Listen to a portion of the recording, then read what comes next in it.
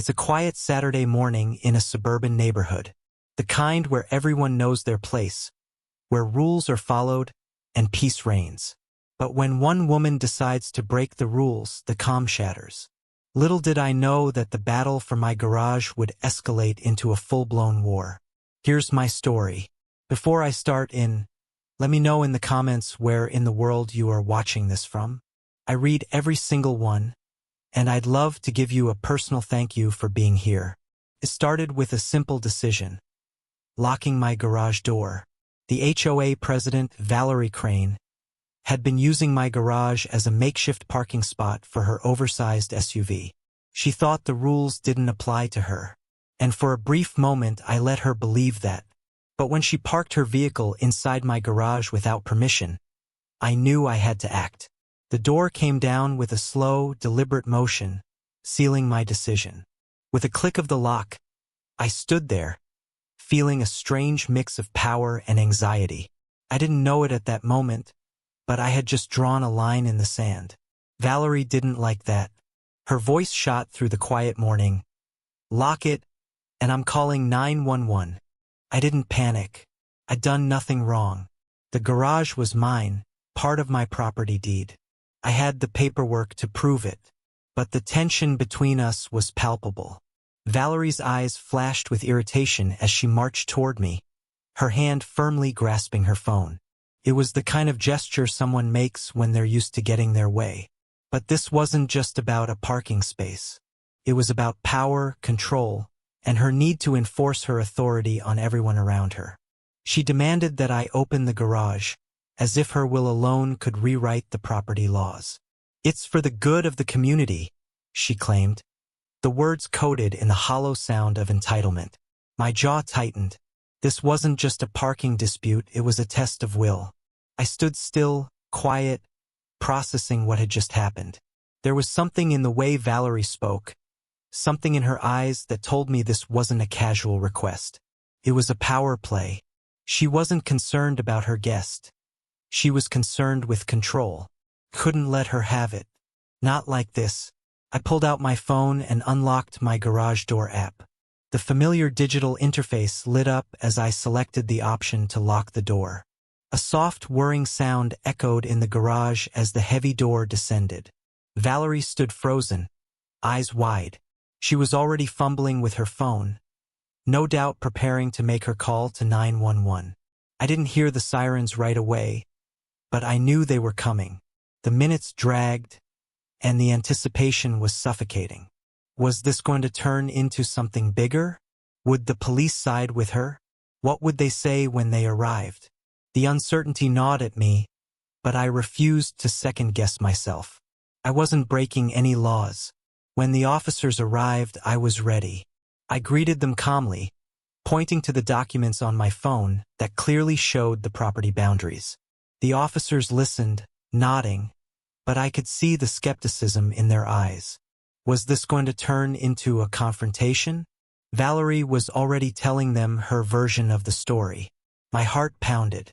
Felt like a moment where everything could fall apart. But then, something unexpected happened. One of the officers, a younger man with a tired but patient expression, glanced at the paperwork on my phone. His eyes flicked back and forth between the deed and the plat map. He turned to his partner, a silent conversation passing between them. It didn't take long for the realization to settle in. The garage was mine. "Ma'am," the officer said, cutting through Valerie's rant. "This garage is private property." Valerie's face turned a shade paler. The power she thought she wielded began to slip through her fingers.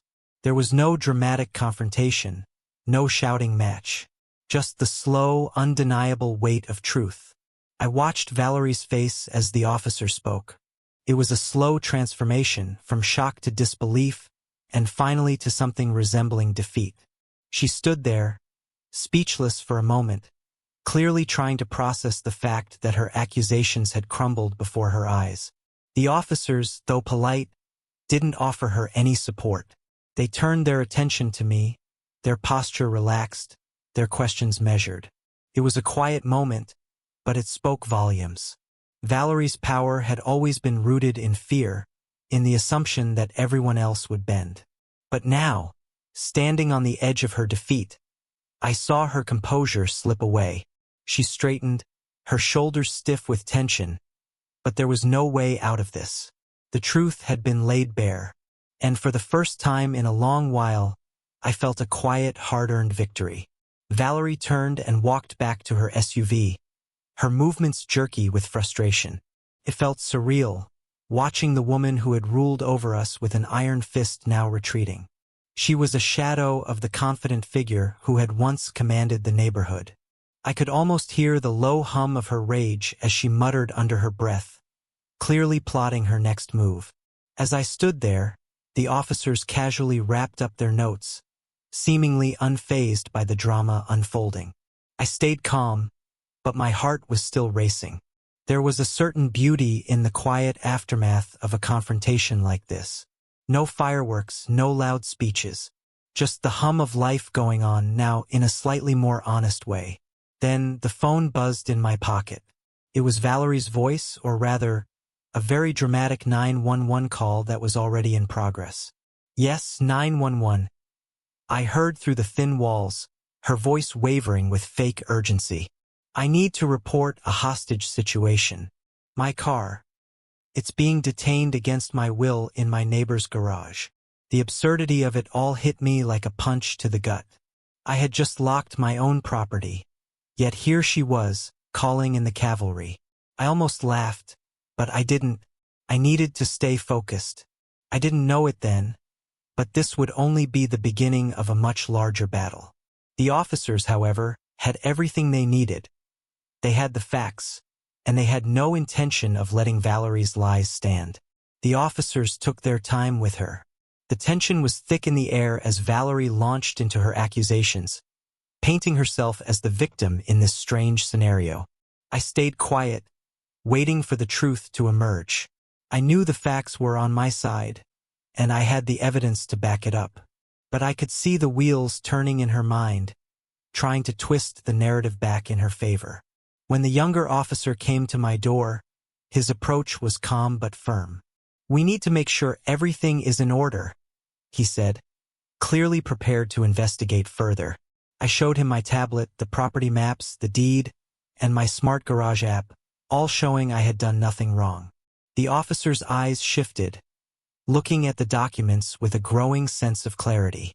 Valerie's claims were unraveling. The air between us grew even more tense as the officer examined the paperwork. Valerie stood a little further back now, her arms crossed, her lips pressed together in a tight line.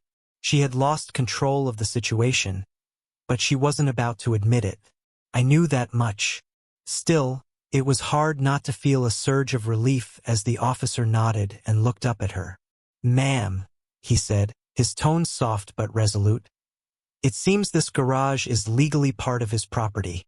Valerie's face froze, her mouth opening and closing like a fish out of water. The officers didn't need to say much more. The truth was undeniable, and I could see that Valerie realized the battle was over. Not for her, but for me. And in that quiet, unspoken moment, I finally let myself breathe. I could see Valerie's mind working overtime, trying to salvage what little dignity was left. She glanced at her SUV, now trapped in my garage, then back at the officers, who were clearly not on her side. Her face was a mask of forced calm, but the fury in her eyes couldn't be hidden. She didn't say anything more, at least not out loud. She merely turned and walked to her car, the situation slipping out of her grasp with every step. I stood there for a moment, taking in the stillness, the quiet that had fallen over everything. The officers exchanged a few more words, nodded to me, and walked back to their patrol car. They had done their job. But there was something about the silence that lingered longer than I expected. I knew this wouldn't be the end, not by a long shot. I locked the door to my garage and took a step back, watching Valerie's vehicle through the peephole of my front door. The scene felt oddly cinematic. This quiet suburban street, the echo of police cars fading into the distance, and the heavy silence hanging in the air. Part of me wondered if I had just made a huge mistake. What if Valerie came back with a new set of tactics? What if she tried something more underhanded? Couldn't let my guard down. I had learned the hard way that people like Valerie don't stop just because the law says they're wrong. So I waited, and sure enough, the quiet didn't last. Valerie's next move came in the form of a letter. The envelope was thick, official-looking, and dropped through my mailbox with the unmistakable weight of a warning. I opened the letter slowly, the weight of it settling in my chest. It was from the HOA, a violation notice that was vague but menacing. Apparently, I had failed to comply with HOA parking regulations by locking my garage. The absurdity of it was almost comical. I stared at the paper, reading it over and over again. Was this the game Valerie was playing now? The thought crossed my mind. Was she trying to bleed me dry with petty fines? This wasn't just about the garage. This was about control. Valerie had clearly decided that this wasn't over yet, even though the officers had already made their judgment. She would push, prod, and force me to comply with her will. But I wasn't about to back down now. I knew I had to act. But there was a part of me that hesitated. This was more than just a neighborly disagreement. Valerie's power was more than just about her position in the HOA. It was about her need to control the entire neighborhood. As I sat in my living room, looking over the fine print of the letter, my phone buzzed. It was a message from a friend. "Ethan, be careful. I heard Valerie's been working with the HOA board to find a way to get you back for what you did." The words hit me like a hammer. It was one thing to face Valerie, but now she was using the entire HOA against me. It was time to prepare. I wasn't going to let her have the last word. But I knew this battle was going to take more than just legal documents. The next few days were a blur. The HOA violations kept coming, each one more ridiculous than the last. Parking complaints, trash can issues, even a ridiculous fine for excessive lawn maintenance. Every letter, every fine, felt like another jab in a fight I wasn't sure I was prepared for. But I couldn't let Valerie see me sweat. I spent hours gathering evidence, meticulously photographing everything. My car in the driveway, my lawn properly maintained, my trash cans placed at the appropriate time. I wasn't going to let her wear me down with these petty tactics. Each violation was met with a legal rebuttal, carefully written, each document backed by facts and local laws. Then, I got another message, this time, from a neighbor. "You're not alone in this. We've seen what she's doing, and we're with you." I wasn't alone anymore.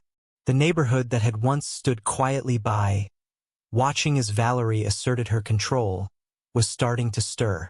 I wasn't just fighting for my garage anymore. I was fighting for every neighbor who'd ever been intimidated into silence. I could feel the change in the air. At the next HOA meeting, something was different. For the first time, it wasn't just Valerie at the front of the room, barking orders and intimidating everyone into submission. It was a room full of people who were tired of the status quo. Slowly, voices rose against her. Neighbors who had stayed in the shadows now spoke out, sharing their frustrations and support for me. Valerie stood at the front, her face frozen, but I could see the panic in her eyes. She was losing her grip, and for the first time it wasn't just her word that mattered. Then came the real shock. Valerie wasn't just fighting me with fines and manipulation. She had gone to the extreme of using the HOA's power to interfere with my daily life. That's when the power outage happened. A storm had rolled in that night, but the blackout felt different. It wasn't just a random outage. The timing was too perfect. My security cameras had picked up footage of someone in a security guard uniform, walking right to the utility box on the corner of the property. The man used a key, and within minutes, the entire street lost power. It was as if someone had intentionally cut the lines, and I knew who to suspect. Valerie wasn't done with me yet, but this was no longer just petty bureaucracy. This had escalated into something darker. The power came back after 3 hours, but the damage had already been done. Several neighbors had lost hundreds of dollars in groceries, and my elderly neighbor had nearly suffocated from his CPAP machine shutting down. It was more than an inconvenience.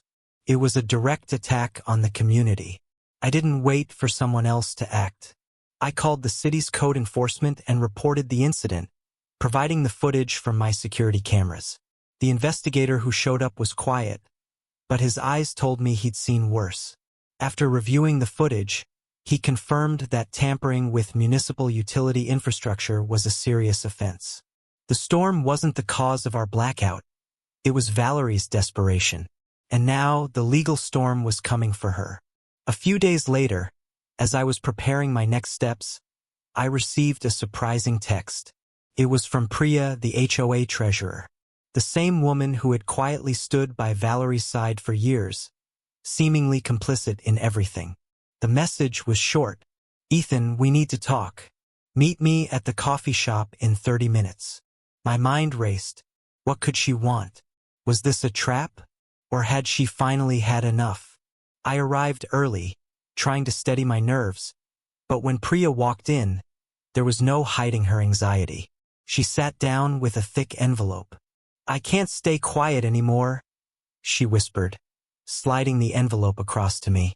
"This has gone too far." Inside the envelope were bank statements, HOA payments that didn't add up. There were large monthly payments to a company called Silver Maple Services. It seemed innocent at first, but Priya had dug deeper. The invoices were always for landscape enhancement, but the amounts were suspiciously high for a small community like ours. I opened my laptop, connecting the dots as Priya spoke in a hushed voice. I tried to question it at a board meeting, but Valerie shut me down. "She's controlling everything, and now I think she's using her sister's company to funnel money from the HOA." Her words hit me hard. Valerie had been using the HOA not only as a weapon but as a cash machine. I had the evidence now, and this wasn't just about my garage anymore. It was about exposing the corruption that had been festering under the surface for far too long. Thank you for watching this journey unfold. Remember, no matter how small or quiet your fight may seem, standing up for what's right can spark change. If you enjoyed this story, don't forget to like, subscribe, and hit the bell icon for more stories like this.